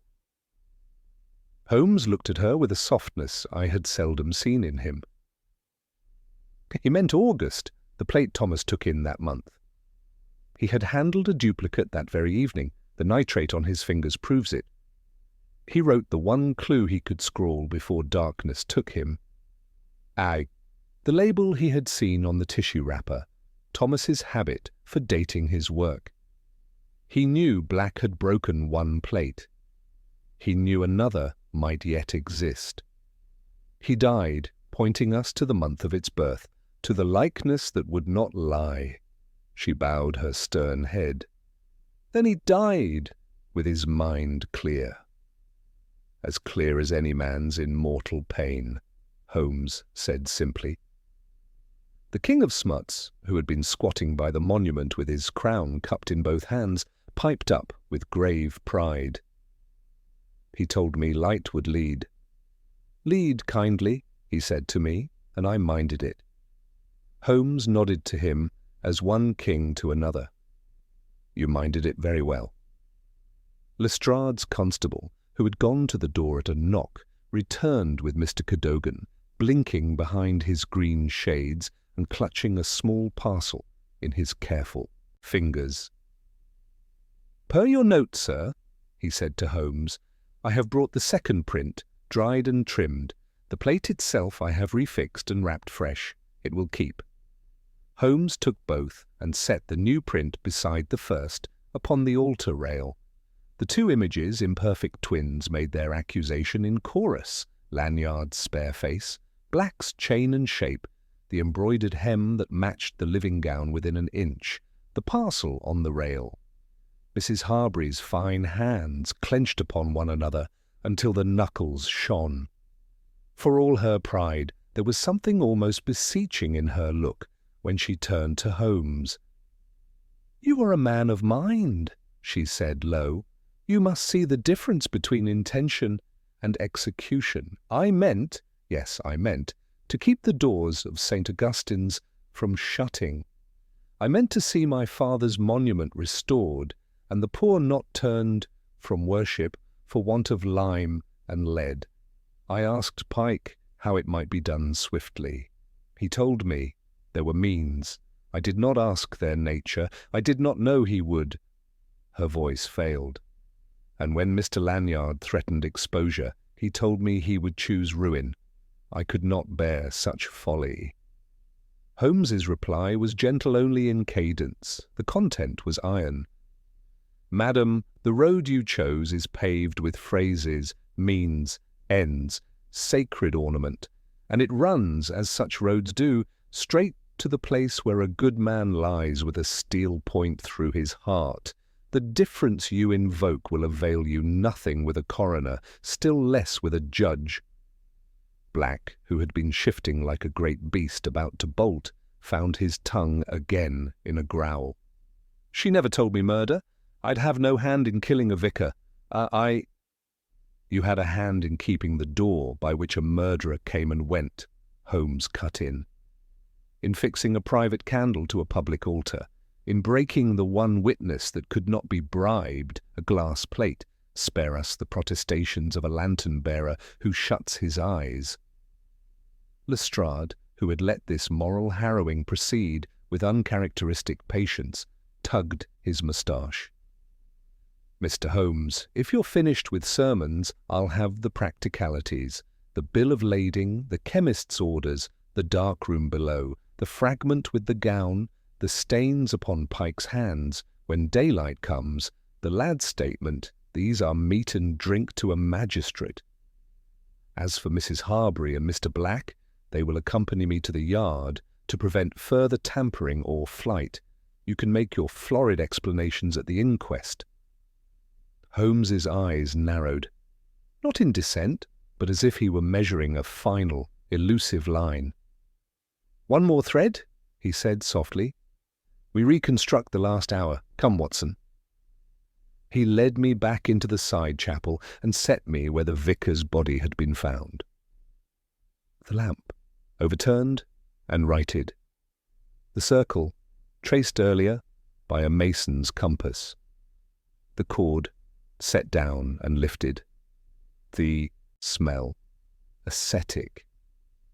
Our vicar kneels either to pray or to peer. He has a duplicate plate, perhaps the beggar has brought him rumour of it, and tries to fix it swiftly, using his little store of chemicals borrowed from Pike under some pretext. He hears a step, through the crypt, not the south door. He rises. The intruder is not Black. He blusters upward like a bull. It is Pike, quiet feet, narrow blade. He pleads, he threatens, he offers to destroy the plate if the vicar will hold his tongue. Lanyard refuses.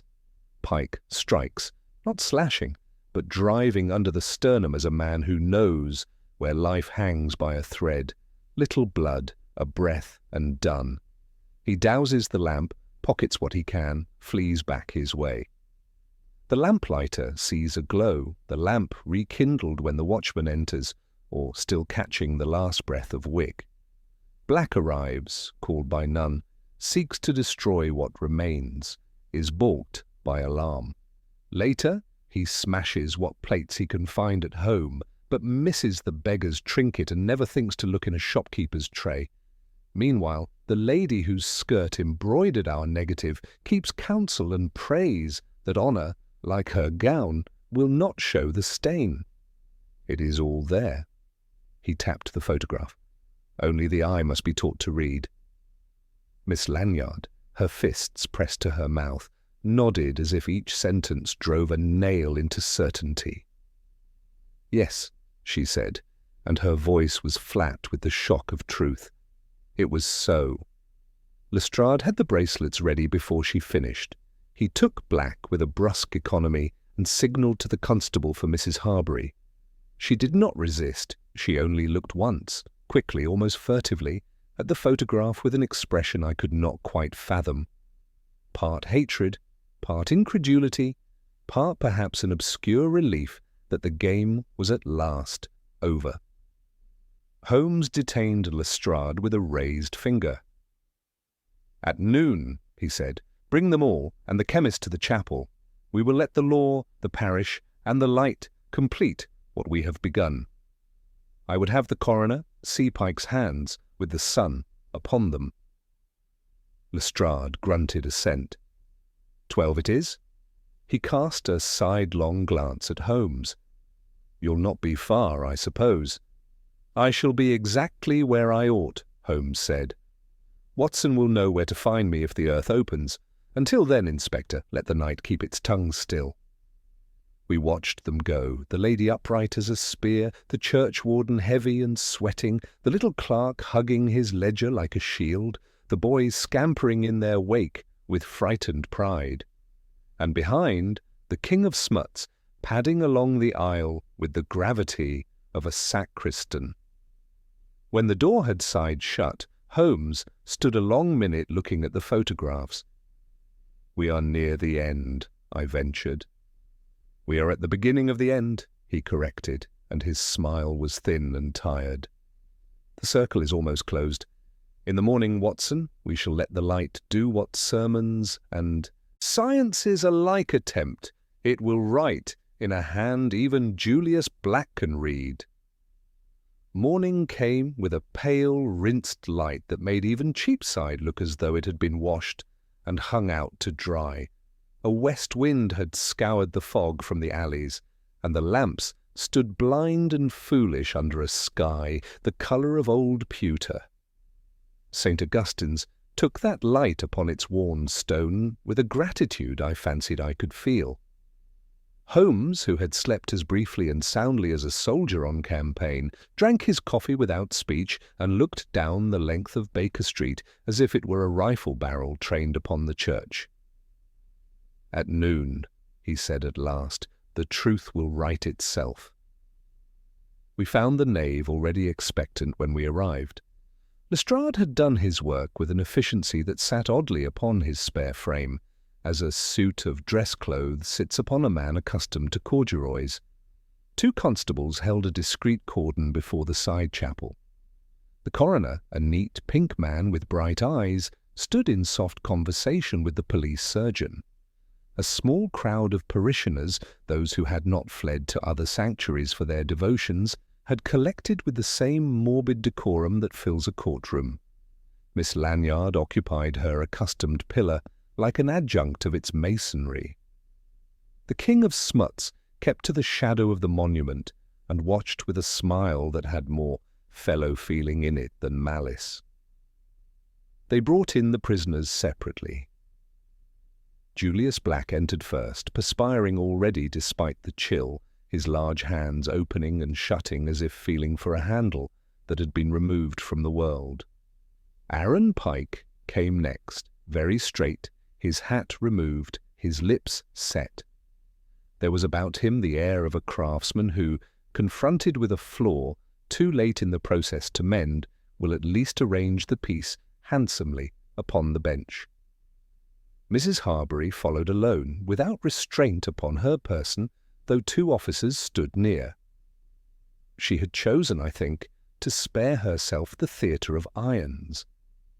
Her face was cut and polished to hardness, but beneath the enamel the faint greenish shadow I had seen in the night had deepened.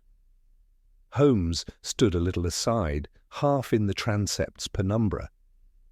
He had that leisureliness of bearing which I had learned to recognize as a sheath for a very exacting readiness. He nodded to Lestrade. The inspector cleared his throat and addressed the coroner in a tone as colourless as water. "Sir, we are assembled upon your request to examine circumstances bearing upon the violent death of the Reverend Arthur Lanyard. Evidence will be presented of clandestine entry by an underground passage, of a dark room fashioned in the crypt, of chemical purchases, and of photographic plates bearing images material to the motive for the crime. Mr. Holmes," he inclined his head with a professional dryness that would not quite inflate into gratitude, "has suggested a demonstration appropriate to the hour." The coroner's bright eyes twinkled. "Light is the best disinfectant, Inspector. Proceed." Holmes stepped forward then with a small phial in one hand and Cadogan's refixed plate in the other, wrapped now in fresh tissue. "Gentlemen," he said, "in the night, silver nitrate is a courteous guest. In daylight it becomes an informer. I treated a latch yesterday with a solution which, when grasped, leaves no trace until the sun completes the writing.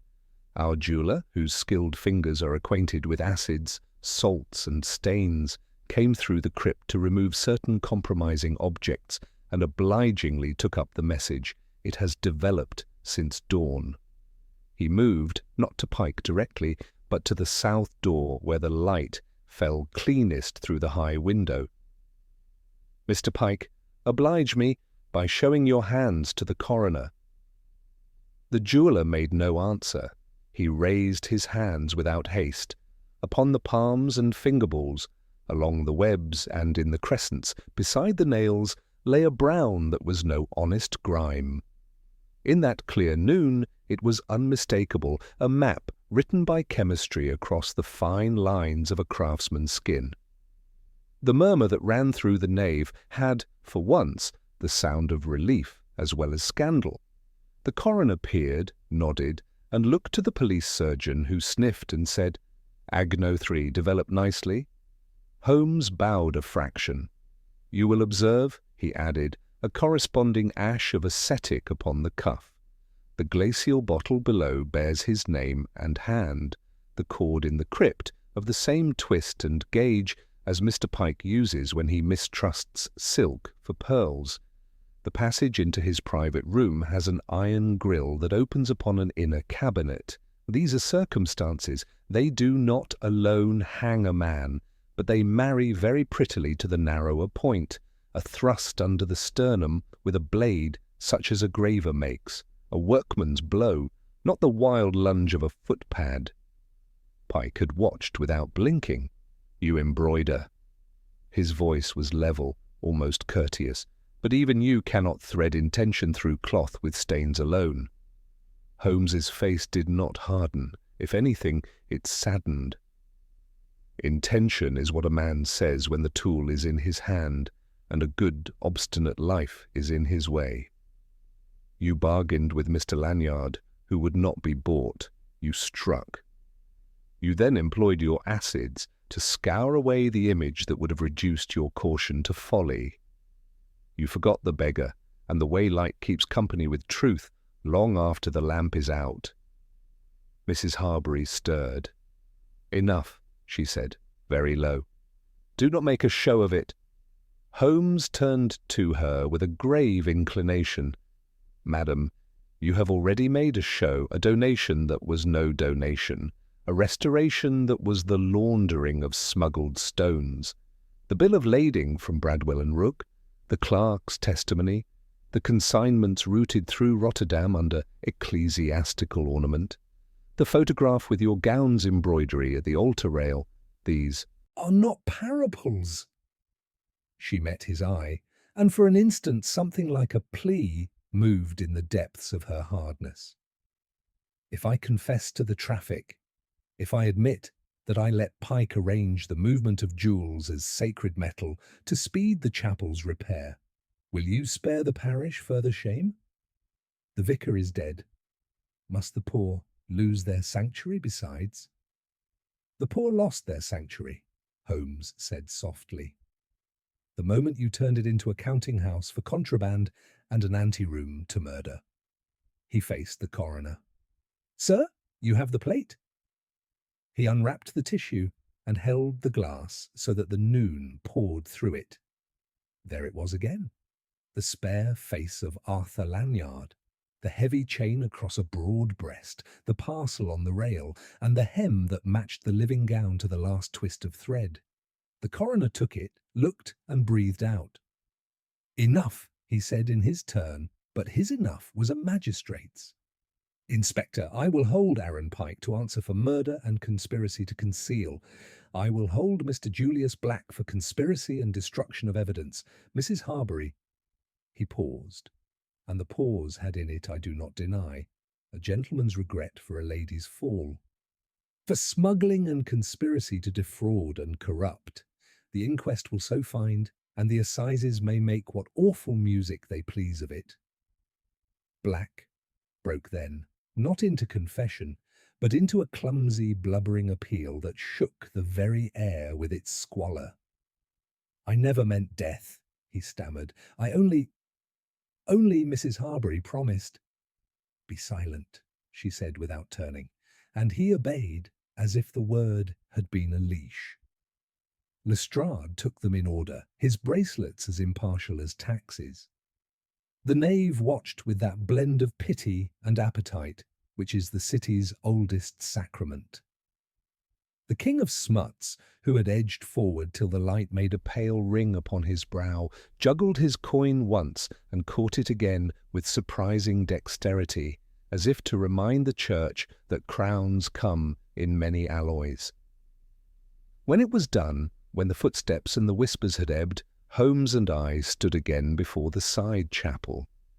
The altar looked very small that day. I suppose it was because great passions had pressed upon it and made the stones seem unequal to the weight. Miss Lanyard came to us, not rigid now, but oddly spent. "Mr. Holmes," she said, "my brother would have thanked you if thanks were words he remembered when truth was in question. I shall thank you for him." Holmes bowed. "Your brother needed no help from me to be a brave man. I lent him, too late, only a longer arm." She regarded the step where the vicar had fallen. "He disliked lead kindly light," she murmured with a bleak smile. "Yet he set it himself the day before. He never gave reasons where hints would serve. I see now that he meant the hymn for his murderer, not for himself." "For both," Holmes said. "We all walk a little in the dark."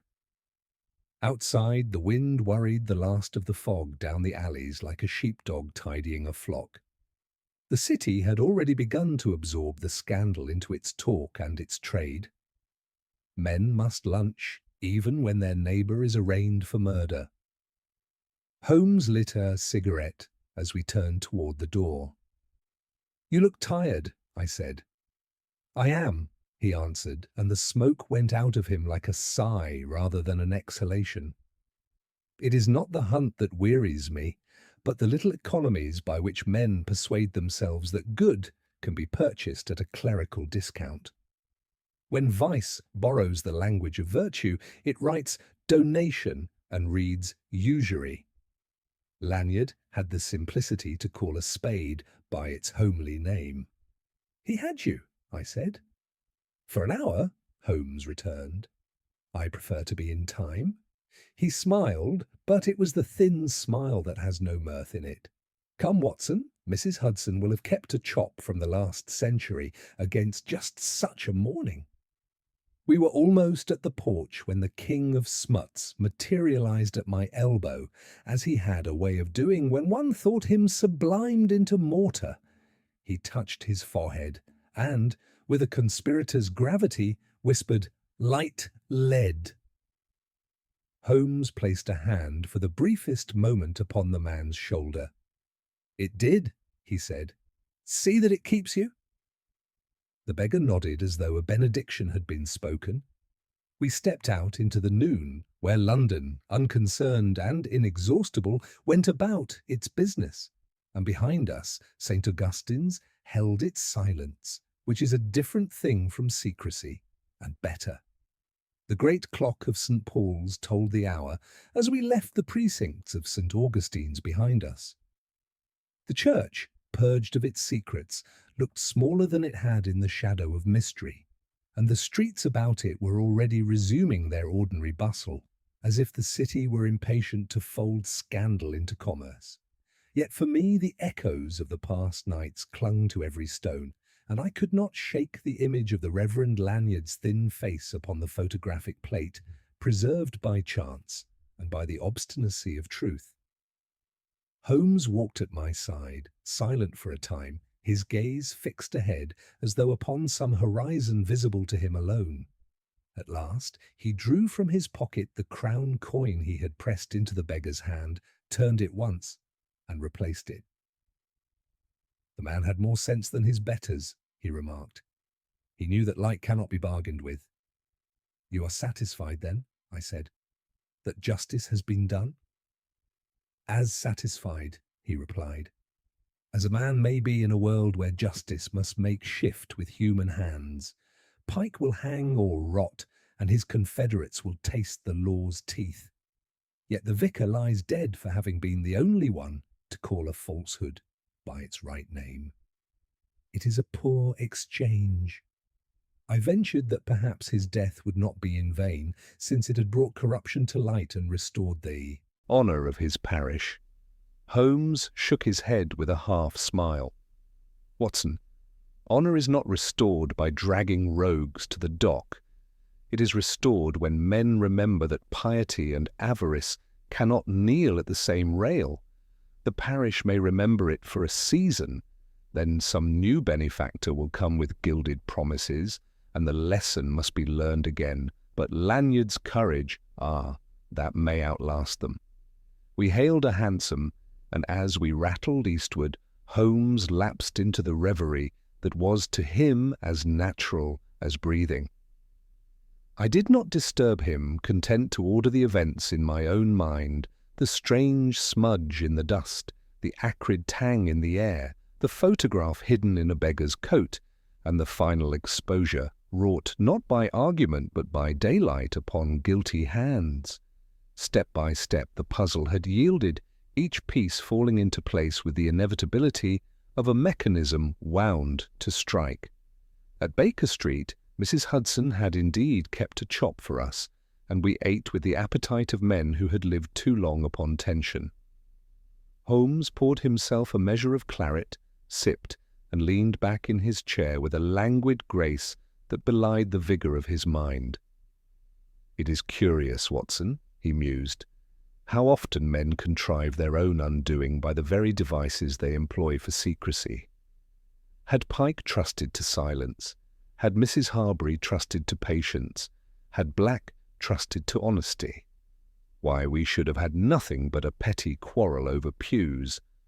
But they must each leave their mark, acid on stone, thread on gown, candle grease on cloth, and in the end it is the accumulation of trifles that outweighs the heaviest falsehood."